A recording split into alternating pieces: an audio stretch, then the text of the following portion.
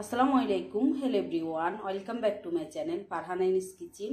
আজ আমি পাকিস্তানি পেশোয়ারি বিফ রান্না করব এবং আপনাদের সাথে শেয়ার করব। চলেন রেসিপিটা দেখিয়ে দিই। এখানে 1 কেজি গরুর মাংস নিয়েছি। মাংসগুলোকে একটু বড় বড় সাইজ করে কেটে নিয়েছি। এর সাথে একটা নলাও নিয়েছি। পেশোয়ারি বিফের জন্য হাড় চর্বি সহ নলাও দিতে হয়।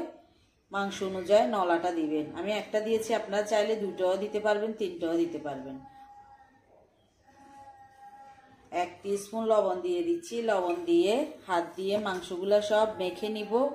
মেখে 10 মিনিটের মতো রেস্টে রেখে দিব। 10 মিনিট পর চুলার পাশে চলে যাব। চুলাটা ধরিয়ে একটা ফ্রাই প্যান বসিয়ে দিয়েছি। ফ্রাই প্যানটা গরম হওয়া পর্যন্ত অপেক্ষা করব। ফ্রাই প্যানটা গরম হওয়ার পর এখানে 4 টেবিল স্পুন ঘি দিয়ে দিচ্ছি ফ্রাই প্যানের ভিতর।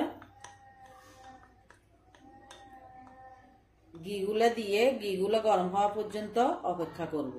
ঘিগুলো গরম হওয়ার পর একটা মিডিয়াম সাইজের পেঁয়াজ কুচি করে নিয়েছি, দিয়ে দিচ্ছি। 1 ইঞ্চি আদা কুচি করে নিয়েছি, দিয়ে দিচ্ছি। দিয়ে 2 মিনিট পর্যন্ত ভাজবো। এই পেশোয়ারি বিফটা ঘি দিয়ে কিন্তু রান্না করে, আর অথেন্টিক স্বাদ পেতে হলে ঘি দিয়ে রান্না করতে হবে। আপনাদের ভালো লাগলে এর সাথে একটু রেগুলার তেলও দিতে পারবেন। আমি কিন্তু শুধু ঘি দিয়ে রান্না করব। 2-3 মিনিট ভাজার পর যে মাংসগুলো ধুয়ে রেখেছি দিয়ে দিচ্ছি।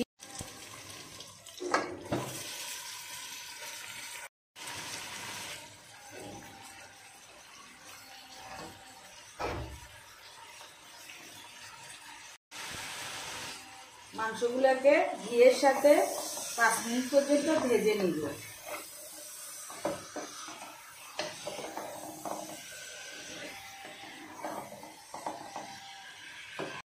5 মিনিট পর্যন্ত ভেজে নিয়েছি। এখন যে উপকরণগুলো দিব, 1 টিস্পুন গোলমরিচ দিয়ে দিচ্ছি, 4টা আস্তা রসুন দিয়ে দিচ্ছি,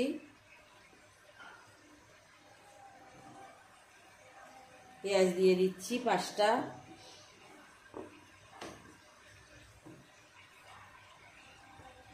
টমেটো দিয়ে দিচ্ছি 4টা,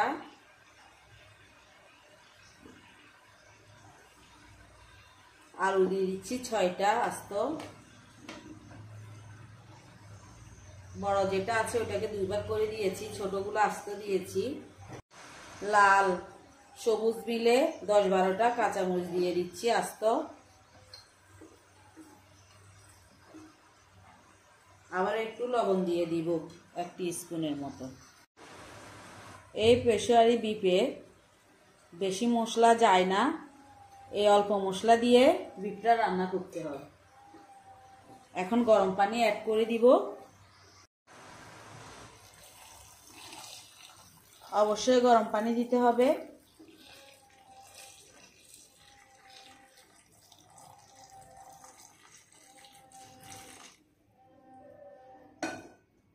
গরম পানিটা দিয়ে একটু নাড়িয়ে দিব।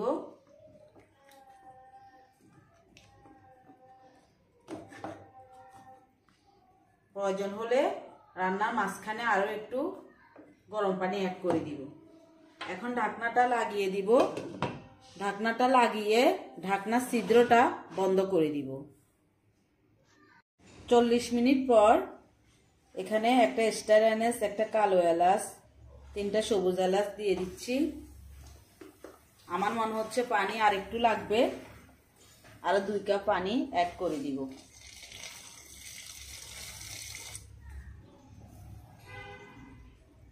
আবারও ঢাকনা দিয়ে ঢেকে দিব। ঢেকে অপেক্ষা করব। 2 ঘন্টা পর ফিরে আসলাম। মাংসটাও আমার পারফেক্টভাবে হয়ে গিয়েছে। চুলাটা অফ করে দিব। অফ করে আরো আধা টিস্পুন ঘি দিয়ে দিব। ঢাকনা দিয়ে ঢেকে আরো 5 মিনিট দমে রেখে দিব। তারপর পরিবেশনে চলে যাব। এই বিফটা কতটা সফট হয়েছে একটু আমি দেখাচ্ছি হাতে নিয়ে। দেখেন, একবারে নরম হয়ে গিয়েছে, রসুনটাও একবারে নরম হয়ে গিয়েছে। আলুটা দেখাচ্ছি। আলুটাও একবারে সফট, একবারে নরম হয়ে গিয়েছে। এর অথেন্টিক স্বাদ পেতে হলে আমি যেভাবে রান্না করেছি স্টেপ বাই স্টেপ ওইভাবেই রান্না করতে হবে। এটা দেখতে যেমন, খেতে কিন্তু তার চেয়ে দ্বিগুণ মজা হয়েছে। এটা পরোটা, নান, সাদা ভাত যে কোনো জিনিসের সাথে ভালো লাগবে। বাসায় একবার হলেও ট্রাই করবেন। আশা করি আমার এই মজার পাকিস্তানি পেশোয়ারি বিফ রেসিপিটা আপনাদের ভালো লেগেছে। ভালো লাগলে একটা লাইক দিতে ভুলবেন না। আপনি যদি আমার ইউটিউব চ্যানেল থেকে ভিডিওটা দেখে থাকেন, চাইলে চ্যানেলটা সাবস্ক্রাইব করে রাখতে পারেন। আর ফেসবুক পেজ থেকে ভিডিওটা দেখে থাকলে পেজটা ফলো দিয়ে রাখতে পারেন। ভালো থাকবেন, সুস্থ থাকবেন। আবারও দেখা হবে নতুন কোনো রেসিপি নিয়ে। আল্লাহ হাফেজ।